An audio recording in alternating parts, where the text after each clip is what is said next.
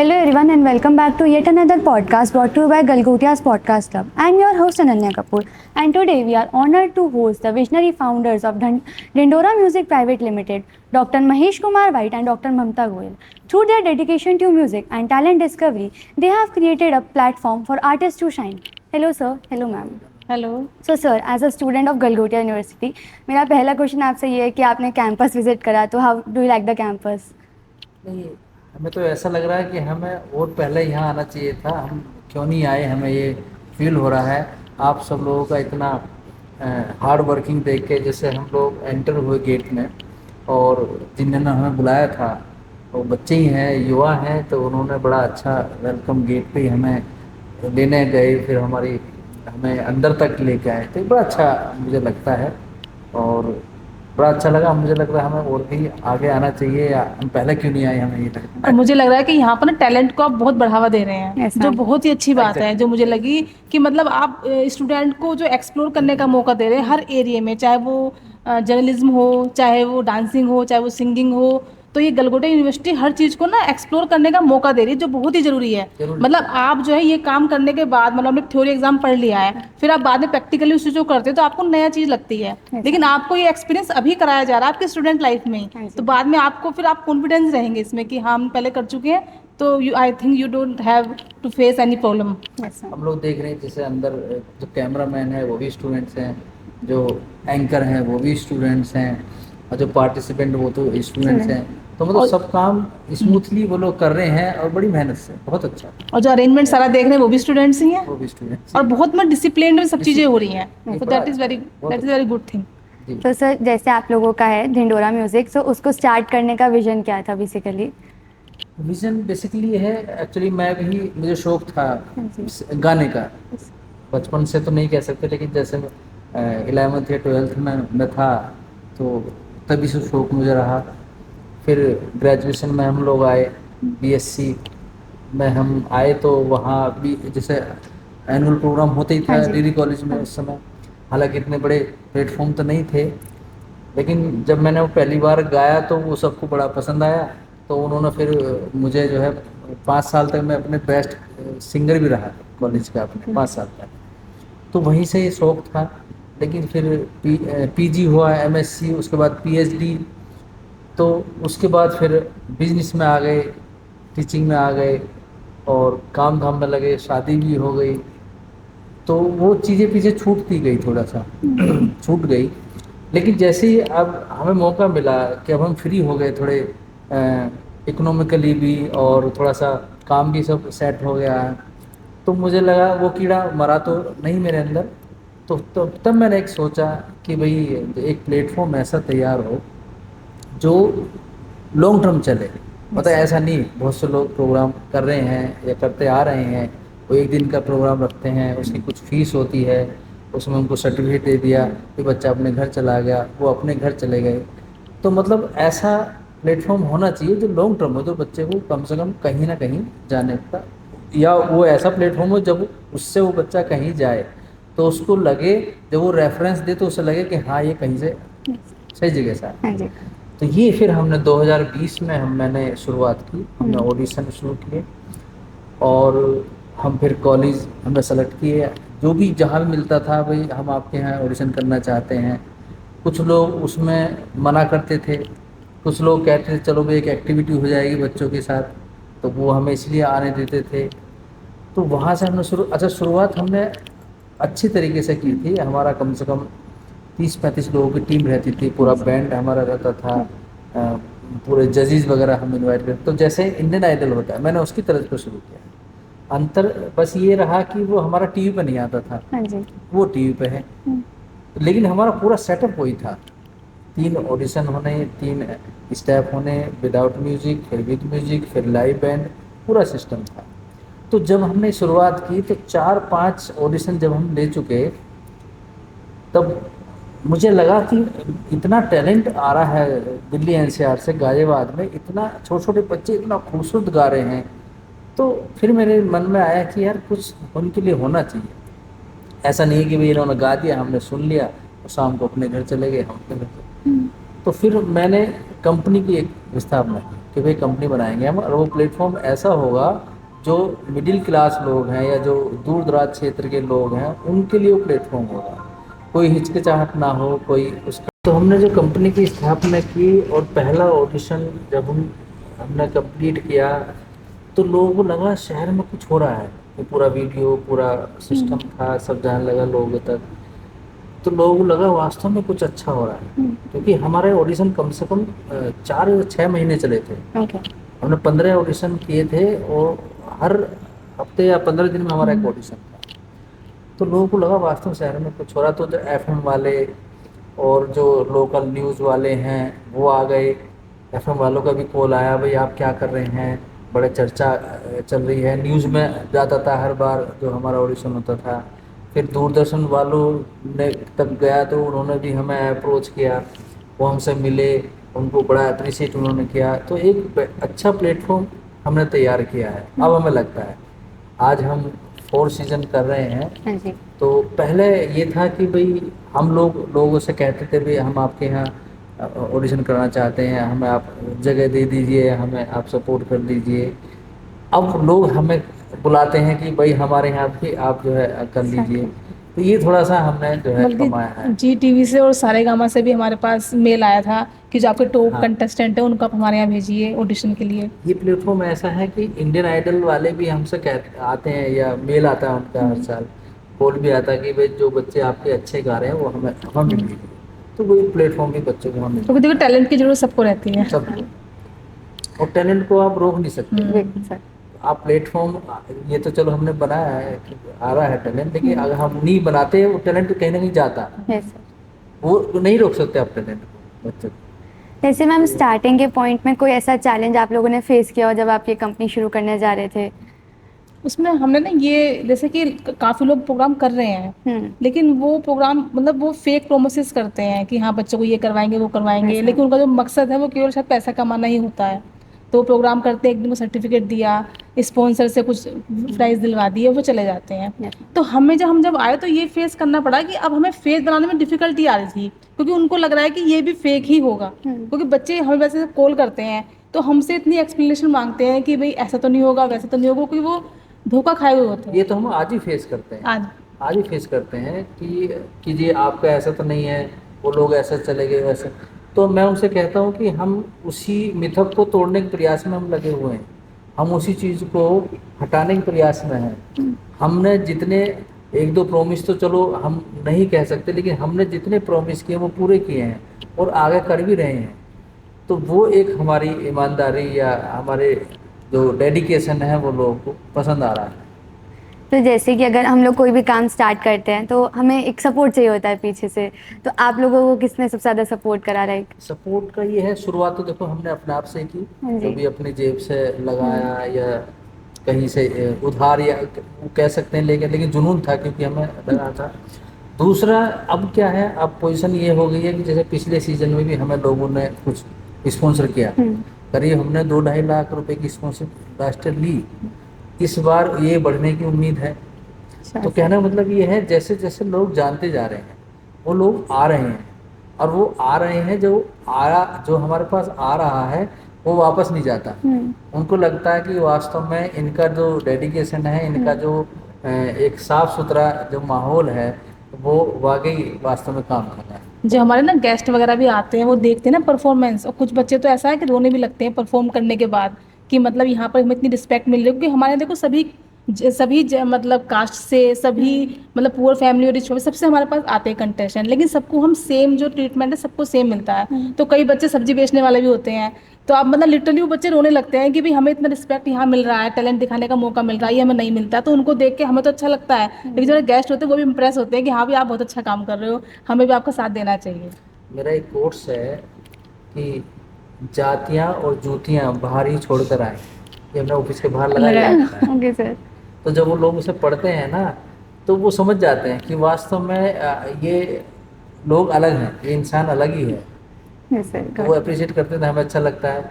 दूसरा, जब हमारा ग्रैंड फिनाले होता है हम कोशिश करते हैं शहर का जो सबसे बड़ा वेन्यू या सबसे एक वेन्यू उसमें हम करें, और करते ही हैं हमारे साथ। तो जब बच्चा स्टेज पे आता है, जब वो गाजियाबाद आइडल की ट्रॉफी जीतता है और उनके पेरेंट्स वहाँ मौजूद होते हैं, उनकी आंखों में आंसू जो खुशी के जो छलक आते हैं, बस हमें लगता है कि वो हमारी जीत है।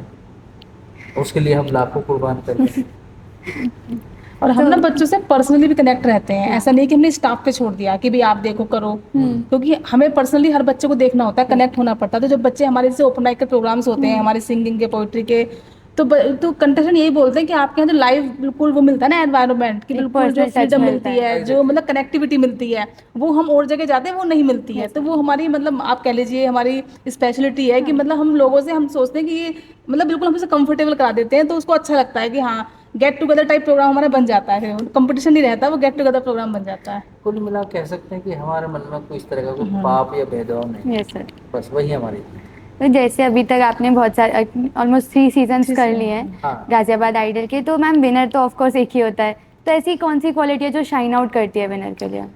वो एक्चुअली हमारे हाथ में नहीं होता, वो तो जजेस जो हम बुलाते हैं, इनवाइट करते हैं हम उनको, दिल्ली से या एनसीआर से, वही लोग करते हैं decide। बस आपके अकॉर्डिंग कोई एक क्वालिटी जो थोड़ा आउटशाइन करे किसी विनर को? देखो कॉन्फिडेंस। हमें तो, हमारे लिए तो सभी विनर हैं।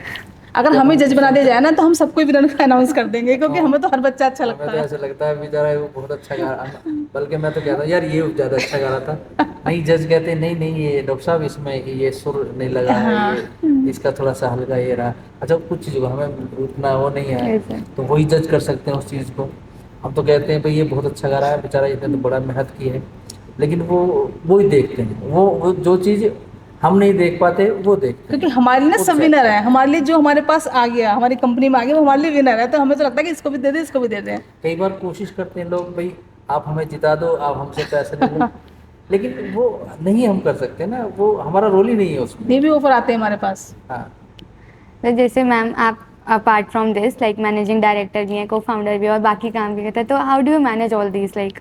नहीं देखिए, जब आदमी मन से खुश रहता है ना, हाँ जब आदमी मन से खुश रहता है ना, फिर वो काम काम नहीं लगता। जब आप जो काम मन से करते हैं ना, अपना और मन के लिए करते हैं, तो उसमें आप जब इतना खुश होते हैं तो फिर आपको मैनेज नहीं करना पड़ता, वो अपना भी मैनेज हो जाता है। और जब देखिए, मुझे लिखने का शौक है, जी। मैं अगर मेरी 2-3 महीने में एक किताब ना आए तो मुझे सुकून नहीं मिलता है, मुझे लगता है कि मैंने कुछ किया नहीं, तो छूट गया कुछ, तो मेरा मन का काम है ना। और जैसे सुबह को मैं उठ के 1 घंटा 1/2 घंटा मैं गाने नहीं गाऊंगा या मैं प्रैक्टिस नहीं करूंगा, तो मुझे लगता ही नहीं मेरे दिन की शुरुआत हुई है, तो वो भी मैं करता हूँ।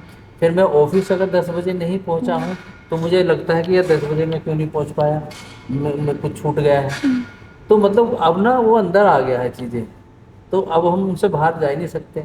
तो अच्छा, क्योंकि उसमें हमें मज़ा आता है इसलिए हम उसे कर पाते हैं। जब ना आप अपने पैशन को ही प्रोफेशन बना लेते हैं ना, तो वो काम काम नहीं रहता, फिर वो आपकी खुशी बन जाता है। फिर आपको मन करता है कि अगला दिन हो, हम कुछ नए बच्चों से मिलेंगे, आज कुछ नया गाना गाएंगे, आज कुछ नया करेंगे, तो उसमें आपको अच्छा लगता है फिर। और हमें खुशी ये है कि कोई रिग्रेट इस तरह का नहीं है कि हमने लाइफ में जो चाहा वो ना मिला, हम ऐसा कुछ है नहीं, सब मिला मुझे। ख़ास तौर से भाई हमारी शादी भी हुई है तो हम मनमर्जी से शादी हमने की, बड़ा अच्छा जीवन साथी हमें मिले।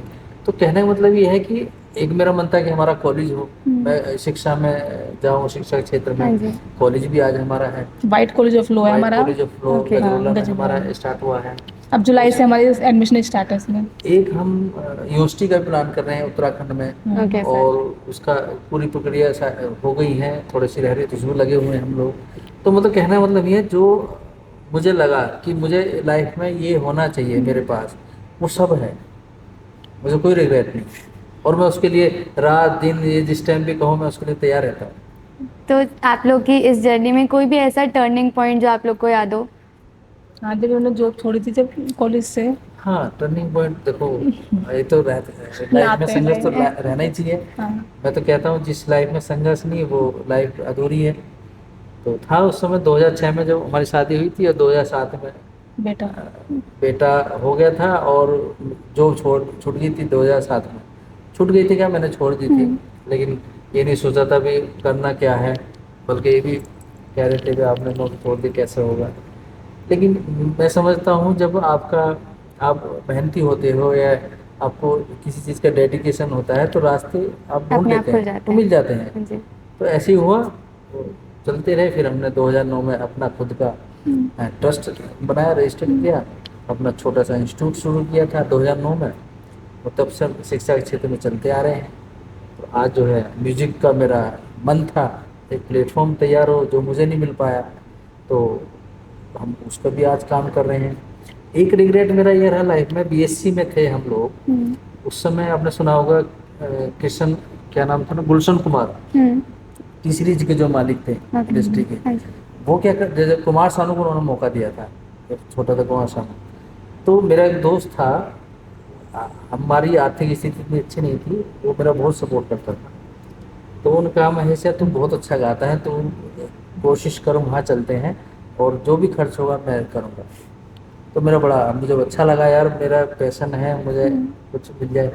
पूरी तैयारी हो गई हमारी, सब चीज़ हमें हुआ, लेकिन वो खबर आ गई कि वो बम ब्लास्ट Expire हो गए। हो गए थे। अटैक हो गया। तो वो बड़ा एक उस समय मेरा रहा, और उस समय शायद हम चले जाते, कुछ शायद हो सकता था। फिर आपको रोक नहीं कर पाते ना, ये इसलिए आपको रोक लिया ये गया। अच्छा हो सकता हर था। चीज़ के पीछे हाँ, एक रीज़न होता है। हाँ, उस समय मेरा बड़ा मन करता था कि मैं घर बाहर छोड़ कर मुंबई भाग जाऊँ, क्योंकि उस समय ये था मुंबई चले जाओ भाई, वहाँ हाँ। कुछ है, लेकिन वहाँ भी नहीं हम जा पाए, तो ये थोड़ा रिग्रेट तो इसलिए मुंबई को ही ले आए। आज। हाँ, आज ऐसा है कि मुंबई के लोग भी हमसे आते हैं, जुड़े हुए हैं काफ़ी। तो जैसे अगर इतने सारे लाइक हुआ, आपको क्या लगता है आपके अकॉर्डिंग कि सोशल मीडिया जो है वो बच्चों को उनके मतलब उसमें कंपटीशन इंक्रीज कर रहा है बच्चों में, या उनके लिए एक नया प्लेटफॉर्म खोल रहा है? बेसिकली आपके अकॉर्डिंग क्या रहेगा? देखिए, मैं तो कहता हूँ नया प्लेटफॉर्म ही खोल रहा, क्योंकि जब हम ने शुरुआत की तो उस समय यूट्यूब था ही नहीं, हम्म, कोई प्लेटफॉर्म नहीं थे। उस समय अगर यूट्यूब होता तो हो सकता है हम उस समय में बहुत अच्छा कुछ कर जाते। तो हमारे पास तो मोबाइल में से ही बताऊँ तो एमएससी हमने कर लिया, तो उसके बाद हमारे हाथ में मोबाइल आया, तो हम तो बहुत बाद में आए हैं। ये तो है ही, अब पूरी दुनिया इंटरनेट पे है। और ये सोचना आपको कि आपको वहाँ से लेना क्या है, वहाँ इतना कुछ है कि आप पूछिए मत, और इतना खराब भी है कि आप जितना खराब ले सकते हैं वो भी वहाँ पे देखिए है। हर चीज़ के दो लेकिन ये पहलू तो होते सिलेक्शन हैं। आपका है। दो पहलू होते हैं। अब चाकू से आप हाथ भी काट सकते हैं, सब्जी भी काट सकते हैं, वो डिपेंड आप पे करता है कि आप क्या यूज़ कर रहे हैं इसका। Exactly. तो सोशल मीडिया तो मुझे लगता है इतना अच्छा आ गया है कि आप मतलब क्या नहीं कर सकते उस पर, और आप कहाँ जा रहे हो उस पर लग के मतलब टाइम खराब करो, तो ये तो बहुत, मतलब हमारे टाइम पे हमें बुक्स नहीं होती थी, तो मतलब हम बुक्स ला ला के लाइब्रेरी से रातों को नोट्स बनाते थे। और आजकल तो आप एक टॉपिक डालो, उस पर 10 लोगों की वीडियोस मिलेंगी, 10 टॉपिक पे आपको डिस्क्रिप्शन मिलेगा, मतलब इतना बिल्कुल। अच्छा हो गया है। अब मैं सोचती हूँ काश मेरे टाइम पे ये होता। तो जो बच्चे मुझे लगा सोशल मीडिया पे टाइम खराब कर रहे हैं, उनसे मैं ये कहूँगी कि मतलब इतनी अच्छी चीज़ आपको मिली हुई है, इसको यूटिलाइज करिए। मैं तो कहता हूँ कॉलेज में जब हम पढ़ते थे, मुझे याद आता है एक किताब हमें मिलती थी लाइब्रेरी से, एक हफ्ते में आप एक किताब इशू करा सकते हो। पैसे हम पे थे नहीं किताबों खरीदने के। तो मुझे याद है गांव से हम लोग आते थे तो एक किताब हम निकलवाते थे, फिर एक हफ्ता उसके नोट्स बनाते थे दिन रात बैठ के। और नोट्स भी कैसे बनाते थे, लाइट उस समय थी नहीं। थी नहीं, हम मतलब ना ही कहूँगा मैं तो, क्योंकि वो पता नहीं कब आती थी। हाँ जी, रात, कभी रात का सीजन था, कभी दिन का सीजन था, घंटों का हिसाब से कभी आती थी। घंटों का, मतलब थी नहीं, कहने का मतलब ये है। तो लैंप होता था उस समय, लालटेन आपने देखी होंगी, यस सर। वो लैंप था हमारे पास, उसमें हम पढ़ते थे, नोट्स बनाते थे पूरे हफ्ते, फिर उसको जमा करते थे अगले हफ्ते, फिर दूसरी किताब लेते थे। तो इस तरह से हमने पढ़ाई की। और उस समय इंटरनेट होता तो अब कुछ और ही होता। वैसे जैसे आपकी बातों में कॉलेज का जिक्र बहुत ज़्यादा है, तो कोई कॉलेज की ऐसी बेस्ट मेमोरी जो आपको अभी याद हो? कॉलेज की बेस मैंने कहा ना, संघर्ष तो हर जगह रहा। अब वो वहाँ भी हमें बड़ी वो झेलनी पड़ी, जैसे हमने लैंड परचेज की थी। कॉलेज, उसमें- आप इनकी कॉलेज की लाइफ की बात कर रहे कोई हैं। कॉलेज की अच्छा, कोई मेरे बेस्ट कॉलेज- मेमोरी? अच्छा, मेरे वो तो मैं ही उनके लिए बेस्ट मेमोरी थी, मैं इन्हें कॉलेज में मिली हूँ। ये हमारे जूनियर थी, हम इनके सीनियर थे एमएससी में। हाँ। लेकिन हम जब तक हम रहे कॉलेज में हमारी मुलाकात नहीं हुई, हम कॉलेज के बाद ही मिले। मतलब इंटरव्यू की हमारे यहाँ वैकेंसी निकली थी adobe, after MSc after MSc निकलती है, 3,000 मेरे ख्याल से वो देते थे उस समय। तो मैंने भी अप्लाई किया था, इन्होंने भी अप्लाई किया था, तो इंटरव्यू पे हम लोग मिले थे। तो मेरा उसके सिलेक्शन हो बाद- गया, इनका नहीं हो पाया। मेरा नहीं हुआ था, इनका हो गया सिलेक्शन। लेकिन अच्छी बात ये नहीं, इनका हो गया, इनका भी नहीं होता फिर तो चांस मिलने का था ही नहीं, क्योंकि मोबाइल वगैरह थे नहीं उस समय। तो ये वहाँ कॉलेज में अपॉइंटमेंट इनका हो गया, तो एक मिलने का रास्ता भी खुल गया।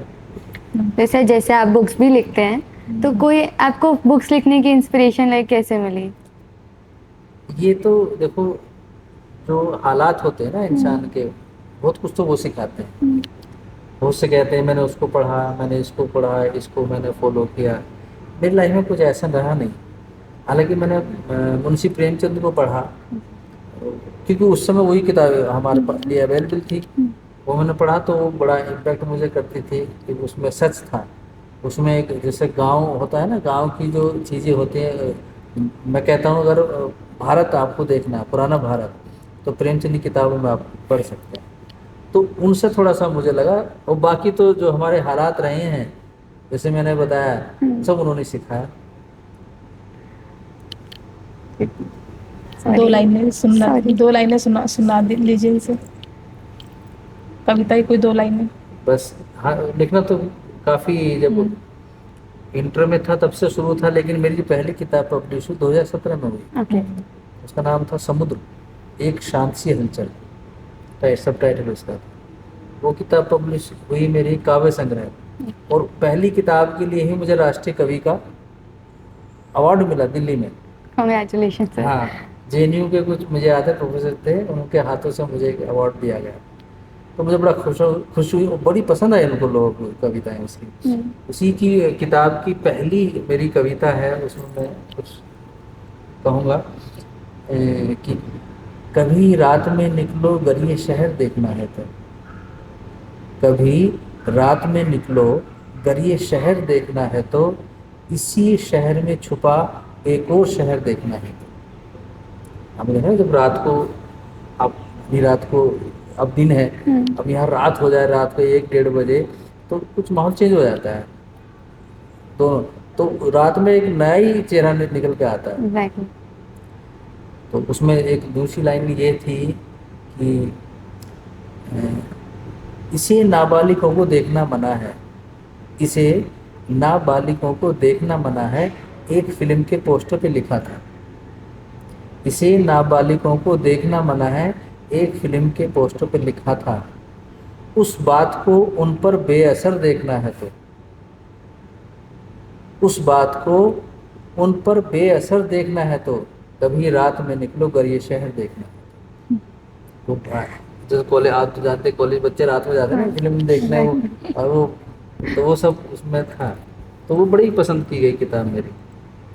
आज भी अमेजोन उस पर सब है, ये किताबें फ्लिपकार्ट, हैं, अमेजोन पर सब उपलब्ध है, कर सकते हैं। आपकी और भी कोई ऐसी फेमस बुक जो आप जिसके बारे में बताना चाहें? देखो मेरे तो सारी फेमस है, मुझे तो अपनी बुक्स बहुत अच्छी लगती हैं। अफजल लेकिन अच्छा ये है कि एक अफजल आदमी मेरी किताब है। अफजल आदमी में क्या है, एक सोशल मैसेज है उसमें। यह है कि जो सरकार योजनाएं लागू करती हैं मतलब इंसानों के लिए, तो सरकार तो सोचती है कि योजना लागू होगी, बहुत अच्छा हुआ, लेकिन हर आदमी पर उसका असर एक सा नहीं रहता। वो किसी के लिए अच्छी होती है, किसी के लिए खराब होती है। और वो जिसके लिए अच्छी है, जिसके लिए वो योजना लाई गई है, तो उस योजना के बदले वो क्या दे रहा है, क्या महसूस कर रहा है, और क्या उससे बीत रही है। वो योजना का लाभ तो मिल रहा है, लेकिन उसको लेने के लिए उसे क्या क्या त्यागना पड़ रहा है, क्या क्या उसे झेलना पड़ रहा है, वो उसको किताब में मेंशन। जैसे तो हम वो मुझे अपनी सबसे अच्छा सब्जेक्ट मुझे लगता है अफजल आदमी। और उसी पे हम लोग बताएं आपको, दूरदर्शन में हम वेब सीरीज पर तैयारी कर रहे हैं उसी के ऊपर। तो वो अगर आई तो बड़ा अच्छा सब्जेक्ट हो रहेगा। मैम आपको? जैसे हम स्कॉलरशिप पे बात करते हैं कि भाई ये जो है कुछ कास्ट के लिए हमने रखी हुई है, और जब वो कास्ट को मिलती है और मान लो पूरी क्लास के सामने मिलती है, तो उसे वो चीज़ फिर अच्छी नहीं लगती है। मतलब उनको वो चीज़ मिल रही है लाभ के लिए, लेकिन उनको वो चीज़ उतनी अच्छी नहीं लगती। तो ये चीज़ में दिखाई गई है कि हाँ जो योजना बनाई गई है, लेकिन उस इंसान को उसके खामियाजे में और क्या भरना पड़ रहा है। बहुत ही सामाजिक और मैं कहूँगा मार्मिक सब्जेक्ट है। उसे अच्छे से पढ़ा जाए, उससे समझा जाए तो बहुत अच्छा सब्जेक्ट है। Okay sir. तो जैसे अगर मेरा नेक्स्ट क्वेश्चन ये रहेगा कि आपने अभी तक बहुत चीज़ें होस्ट करी हैं, लाइक बहुत सारे सीजन्स आप होस्ट कर चुके हैं, तो कोई भी ऐसी एडवाइस जो आप स्टूडेंट्स को देना चाहेंगे, अपकमिंग जो बच्चे आपके यहाँ टैलेंट दिखाना चाहते हैं उसको कोई भी एक एडवाइस देना चाहें? देखिए बच्चों से तो मैं यही कहता हूँ, किसी भी सूरत में हो, किसी भी तरह का हो, संघर्ष लाइफ में थोड़ा बहुत होना चाहिए। आपको सब कुछ मिल गया है, पेरेंट्स से मिल गया है, लेकिन उसके बाद भी आपको संघर्ष करना चाहिए। मैं तो कहता हूँ संघर्ष ढूंढना चाहिए, कन्हैया जी संघर्ष ढूंढना चाहिए, तो वो आपको बहुत कुछ सिखाता है। तो सभी स्टूडेंट्स को मैं ये कहना चाहता हूँ कि संघर्ष ढूंढो। ये नहीं कि सब कुछ आसानी से मिल गया है उस पर ऐश करो, उसको खराब करो, लेकिन संघर्ष ढूंढो, थोड़ा बहुत कहीं भी ढूंढो लाइफ, संघर्ष। लाइफ बहुत खूबसूरत है। उसके बिना लाइफ का हाँ। मजा नहीं है। लाइफ बहुत खूबसूरत है, उसको एक्सप्लोर करो, उसको बेमतलब की चीज़ों में मत गवा ये ना गवा। आज हम पे हमारे पास पैसे हैं, हम्म, आज हम खर्च करते तो हमें मज़ा आता है कि ये हमारी अपनी कमाई है, कमाई मेहनत। ये किसी हमारे माँ बाप से नहीं ली हमें, या किसी रिश्तेदार या कहीं और से नहीं ली है, ये हमारी कमाई हुई है, तो उसको खर्च करने का आनंद भी अलग होता है। आप बच्चे को यही कहूँगा, अपनी कुछ अर्निंग बनाओ, अपना कुछ करो, उसमें आगे बढ़ो, भले ही बाप के पास आपके बहुत कुछ बहुत है, पैसा, अपना कुछ करो। बट सही काम करो, सही, हाँ गलत नहीं, सही काम। करो। तो मैम आप अपना कोई अपकमिंग प्रोजेक्ट अगर बताना चाहें? कवि सम्मेलन आना है हमारा। हाँ, अपकमिंग तो ये है कि हमने अब कवि सम्मेलन ऐड ऑन किया अपनी कंपनी के उसमें। तो 9 अगस्त को हमारा है प्रोग्राम है हिंदी भवन गाजियाबाद में, और उसकी तैयारियां चल रही हैं। इसमें संतोष आनंद जी भी आ रहे हैं। और संतोष आनंद जी भी आ रहे हैं इसमें। संतोष आनंद जी जो सब लोग जानते हैं, जिन्होंने वो गीत लिखे हैं, एक प्यार का नगमा है और जिंदगी ना टूटे लड़ी, उनसे बात तो ये गाने उन्होंने लिखे बिल्कुल जीवंत गीत जो लिखे हैं उन्होंने, उनको उसमें हम डेडिकेट कर रहे हैं उनको। और चौथा सीजन जो हम ला रहे हैं गाजियाबाद आइडल का, वो भी हम उनको ही डेडिकेट कर रहे हैं इस बार। ओके। उनके उसमें रहेगा, उनके नाम से हम अवार्ड देंगे इस बार बच्चों को। तो उनके लिए, हमारे लिए उनके प्रति एक सम्मान है, उनके लिए ये रहेगा। और बाकी शिक्षा के क्षेत्र में तो मैंने बता ही दिया, यूनिवर्सिटी पे हम हाँ काम जी। कर रहे हैं उत्तराखंड में, और बहुत जल्दी भगवान ने चाहा तो वो भी शुरू होगी हमारी। ये हमारे यहाँ पर। Thank you so much, ma'am. Thank you, sir. This is your host, Ananya Kapoor, signing off. Thank you so much. Thank you.